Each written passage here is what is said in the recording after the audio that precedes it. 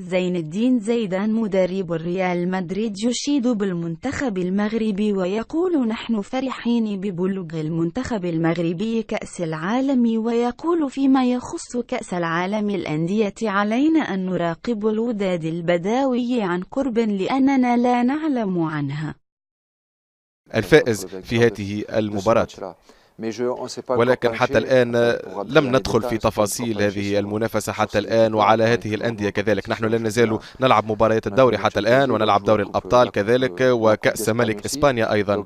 لذا بكل صراحة أعتقد بأنه في الوقت المناسب سوف نهتم بخصومنا الذين قد نواجههم في هذه المنافسة، وعندها سنجهز كما يجب.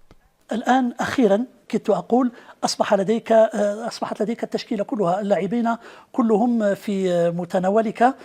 هل هي مناسبة هذه المنافسة ليلعب مرة أخرى وأخيرا بعد طول انتظار BBC؟ هل تود أن تشاهد BBC مرة أخرى؟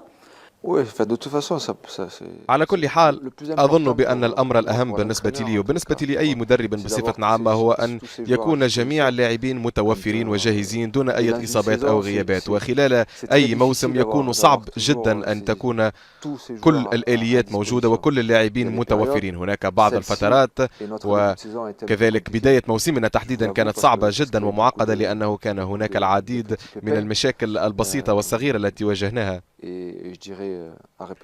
وهذا تكرر كثيرا. لذا ما تأمناه شخصيا هو أن يكون الفريق جاهزا بأكمله ورمته في أقرب وقت ممكن كي أتمكن من اختيار اللاعبين الملائمين بالتأكيد.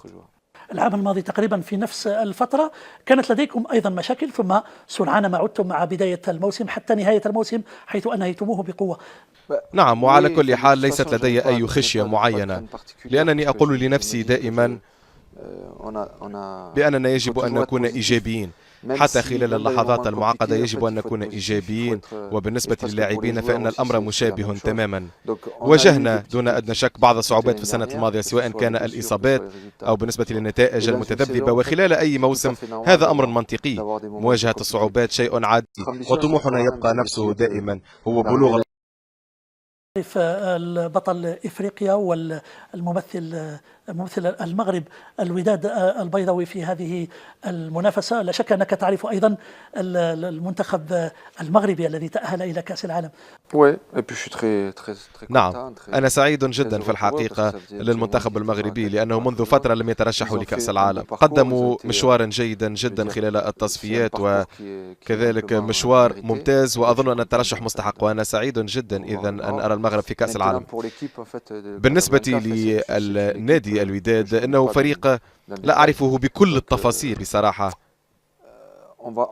أظن أنه سيكون علينا أن نراقبهم عن قرب في الوقت اللازم، ونراقب كذلك كل الأندية التي يمكن أن تواجهنا. زين الدين زيدان مدرب ريال مدريد، شكرا على هذه المقابلة. لا تنسوا الإعجاب بالفيديو والاشتراك في القناة تشجيعا لنا لنستمر بنشر المزيد إن شاء الله.